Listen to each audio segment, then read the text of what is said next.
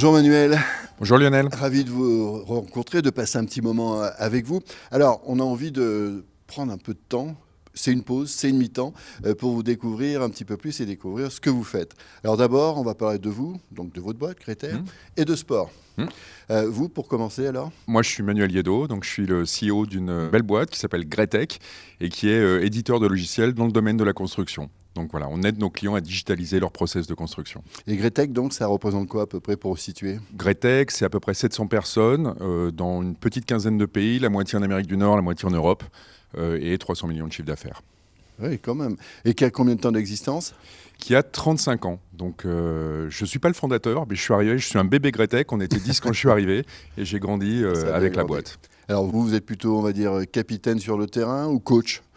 Ça dépend des situations. Je crois je suis plein de choses. Je fais un peu tous les métiers chez Gretec. Donc, je suis parfois coach. Je fixe l'ambition. Je pense que je suis celui qui essaye de toujours de monter la barre, de comprendre les situations compliquées et d'aider avec les équipes à monter cette barre et d'emmener les gens vers le haut. Et puis, je descends. C'est ma nature. Je suis arrivé, on était 10. Donc, j'ai tout fait chez Gretec. Mhm. Donc, je suis très souvent sur le terrain avec les équipes et je mets les mains dedans. Voilà. Et est-ce qu'on considère qu'on coach suffisamment son personnel? Ou est-ce qu'on les laisse un petit peu faire? Est-ce qu'on lâche un petit peu la bride? C'est l'art du management. Il faut un espace de liberté pour que la créativité s'installe, mais il faut que tous les petits vecteurs soient quand même dirigés dans une direction. Chacun a sa personnalité et c'est important, c'est la diversité dans l'entreprise, mais il faut essayer quand même qu'on aligne tous les vecteurs pour aller vite dans la bonne direction, sinon on va nulle part. Alors on a vu que vous avez grossi rapidement, grandi rapidement, c'est peut-être plus joli comme terme.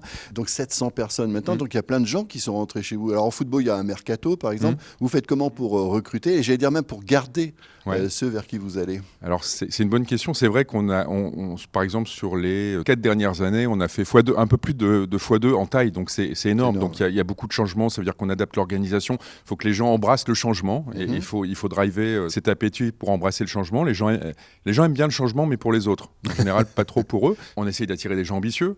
Si on veut attirer des gens ambitieux, il faut que l'entreprise soit ambitieuse. Donc à nous de montrer notre ambition et les sommets qu'on veut atteindre et puis d'essayer d'attirer des gens qui ont aussi à leur niveau envie d'atteindre leur sommet à eux. Et tout ça cumulé, c'est mes petits vecteurs qui s'alignent.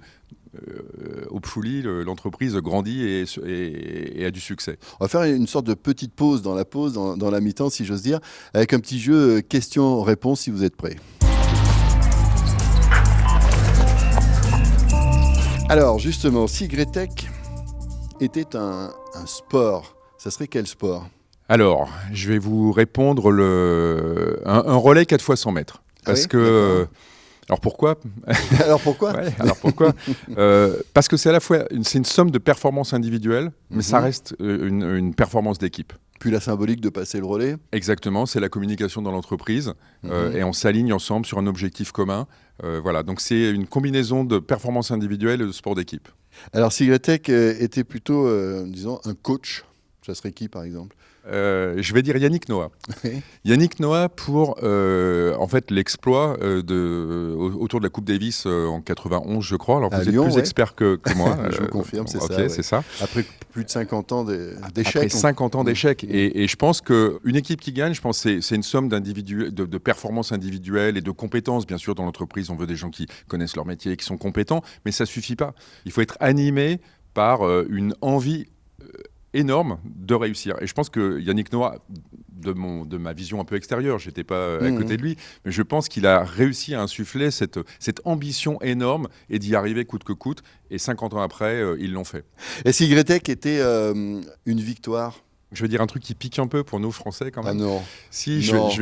Non. Oui, je vais aller là sur la remontada, ouais. la remontada du Barça, qui est incroyable. Le PSG gagne 4-0 à l'aller, on y est, on a gagné, c'est terminé, le match est terminé. Eh ben non, il n'est pas terminé. Il n'est pas terminé et je trouve que c'est un exemple incroyable, alors qui nous Français nous pique un peu, nous fait un peu mal, mais c'est un exemple incroyable de volonté. Et je pense quand on a envie, eh ben on gagne et quand on a peur, ou à un moment donné la peur s'installe, et alors là c'est terrible. Et quand la peur s'installe, c'est la déroute et c'est un peu ce qui s'est passé.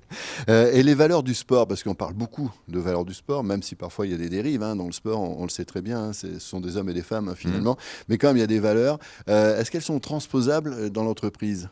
Je pense énormément. Oui. J'en cite une, par exemple, qui est l'engagement. C'est essentiel.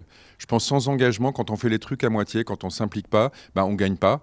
Il faut s'engager pour gagner. Et moi, l'engagement, je trouve ça, c'est une valeur, par exemple, qui se transpose parfaitement. Alors, que ce soit dans le sport ou dans le business, on ne peut pas gagner à chaque fois. Comment on gère les ratages, les échecs? Parce que ce n'est pas évident, ça aussi, à gérer. Il faut rebondir, il faut savoir rebondir. Moi, je suis vraiment un défenseur du droit à l'échec, du droit à l'erreur. Sous réserve qu'on essaye. Sous réserve qu'on s'engage, je reviens sur l'engagement. On prend son risque. Si on ne prend pas son risque, on n'avance pas. Donc si on a de l'ambition, ça veut dire qu'on prend un peu de risque. Si on prend un peu de risque, ça veut dire qu'on des fois on perd.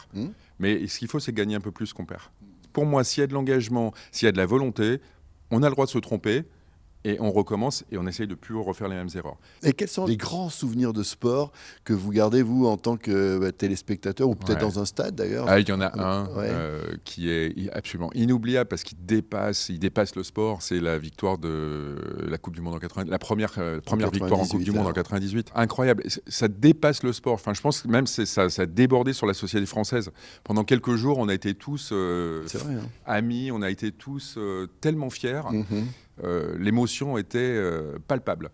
C'est déjà la fin de notre pause, de notre mi-temps. On a passé un très bon moment avec vous, j'espère que vous aussi. Merci Lionel, oui, absolument.